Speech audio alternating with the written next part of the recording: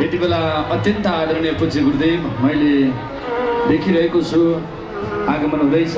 परम श्रद्धेय परम पूज्य परम वन्दनीय भागवत कथाका सरस प्रवक्ता अत्यन्त आदरणीय व्यक्तित्व हिन्दू जागरण नेपालका केन्द्रीय अध्यक्ष रामकृष्ण उपाध्याय गुरुदेवलाई देखिरहेको छु। जोरदार तालीका साथमा उहाँलाई आसन ग्रहणका निम्ति मञ्चमा हार्दिक निवेदन गर्न चाहन्छु। त्यसैगरी अस्मिता भण्डारी अध्यक्ष विश्व हिन्दू महासङ्घ अन्तर्राष्ट्रिय समितिबाट यहाँलाई आसन ग्रहणका लागि हार्दिक अनुरोध छ। त्यसैगरी अरुण पाण्डे हुनुहुन्छ सभापति विश्व हिन्दू महासङ्घबाट आसन ग्रहणका निम्ति हार्दिक अनुरोध गर्न चाहन्छु पूज्य गुरुवरलाई।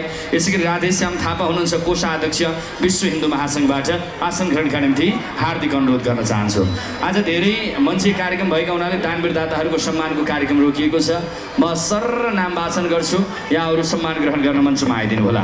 यसैगरी हाम्रो बिचमा चन्द्रमान त्यसैगरी रतन कुमारी श्रेष्ठ उहाँले 25,300 अर्पण गरेर आजीवन सदस्य बन्नुभएको छ। सम्मान ग्रहण गर्न मञ्चमा आइदिनु होला। वैकुण्ठ प्रसाद अधिकारी हुनुहुन्छ अत्यन्त आदरणीय दानवीरदाता, उहाँले समस्त अधिकारी परिवारको सुख शान्ति समृद्धिको कामना गर्दै 25,105 अर्पण गर्नुभएको छ। वीरेन्द्र काञ्जरित हुनुहुन्छ। त्यसैगरी सुभद्रा मुनकर्मी अत्यन्त आदरणीय दानवीरदाता, उहाँले 25,025 अर्पण गरेर आजीवन सदस्य बन्नुभएको छ। सम्मान ग्रहण गर्न मञ्चमा आइदिनु होला।